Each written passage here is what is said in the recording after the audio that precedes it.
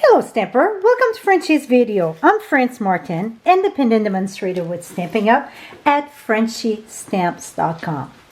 Today I'm going to share with you another lovely card, a Wet After the Storm stamp set. This one I was inspired by Leanne. I call that the sunrise in the valley. It looked the valley, right? I got different way that I assembled that. It's no right and no wrong. So one of my favorite, I think it's this layout here. So I'm going to share how to do this. So I love that layout so much, or this the sunrise in the valley so much. I did all these here. They all look a bit different because it's sponge and so on. But I did that for my team anniversary card for the next few months. So just share with you those cards. They have to be simple when you do that many, right? So we're going to get started, and I am using just the small cloud. You can use both of them. I am choosing just the small one. I'm not sure how Leanne done hers. I just love the way that it looked like the valley. So that's what I done. I am using evergreen, evening evergreen. I try with many different colors. So this is the garden green. I try some garden green and some shade of spruce. Maybe this one was shade of spruce. And I decide to go with the garden green, and not the garden green, but the evergreen. The reason is because I didn't have to stamp over and over, and it did look like the valley. So we're going to start, and it's, like I said, it's no right and wrong. So I just do like my valley first and stamp in the, even if you get a bit of white, that is okay, because you know it's not everything that touch together, right? And go right there.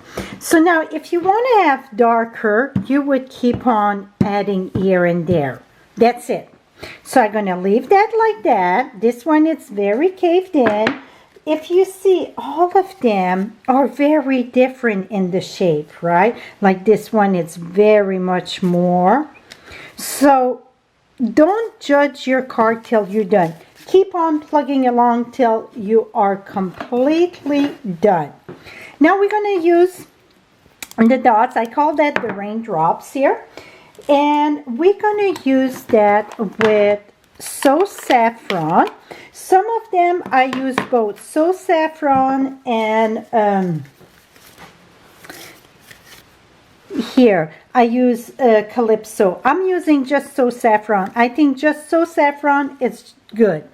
So what we're going to do, it's come right here in the center, stamp once, turn it, stamp again. Now I'm going to stamp off. All the other one I'm going to stamp off.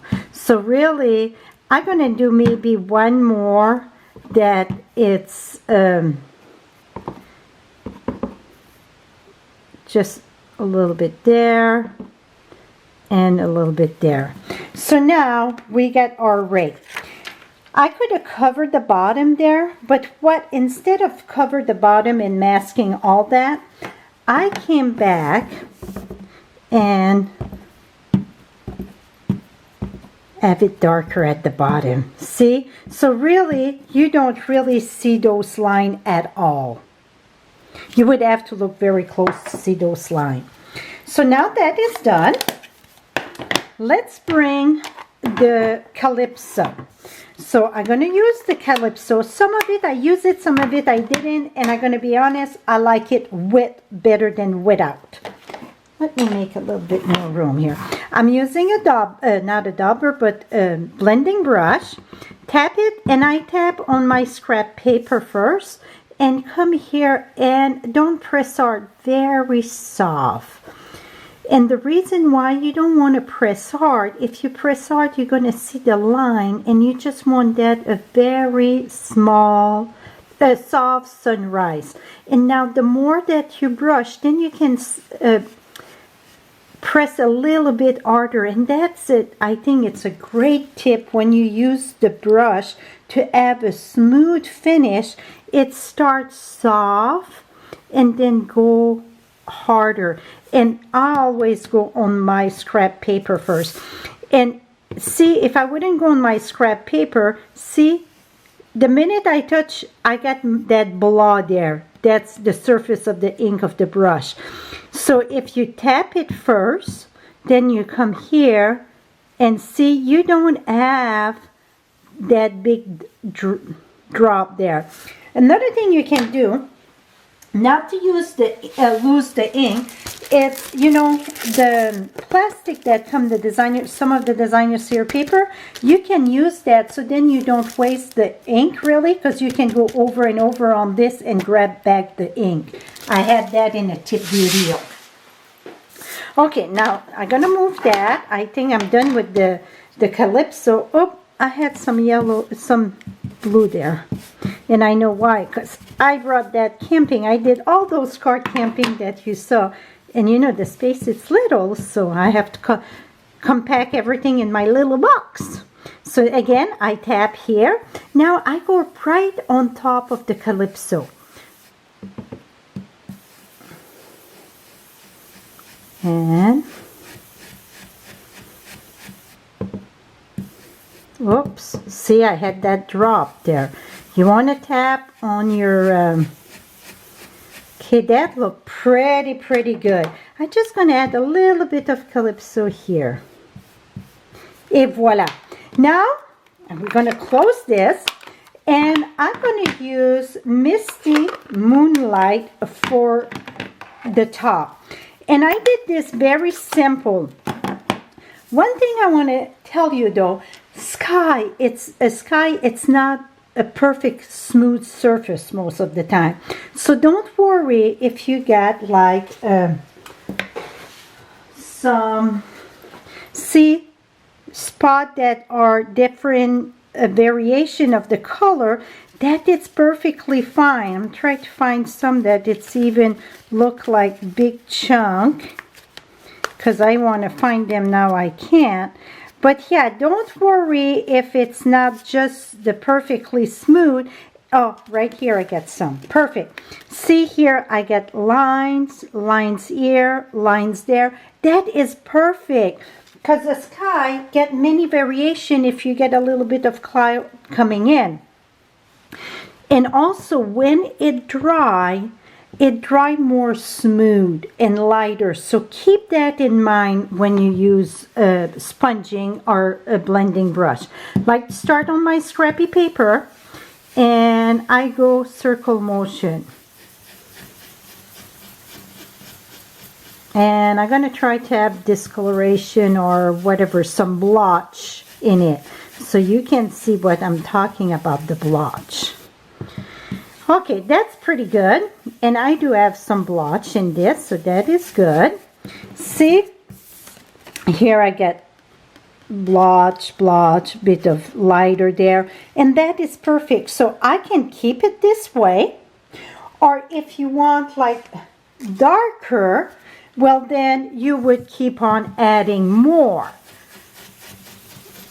So depends, you know, how dark you want your sky. I think this is pretty good. Now what I would do, if you want to die cut, so let me share if you want to do the die cutting. And I didn't do the size for die cutting though. Okay, let me share another one so you can see for the die cut. So if you want to do the die cut, you have to start with a piece of cardstock that measures 5 1/2 by 4 1/4. And what you would do, or what I've done, I use the scallop contour, and I use the two biggest ones. So I use this, the scallop frame that's in the color cardstock, okay? So that would be for the color cardstock.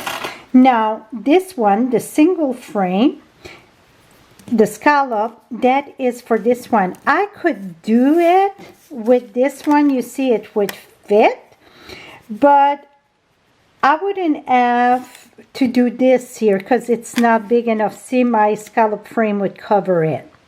So I can cut a frame in this, absolutely, but I cannot do this style here. So after you cut, so you see this here, I cut that. It's the same piece than this one. See?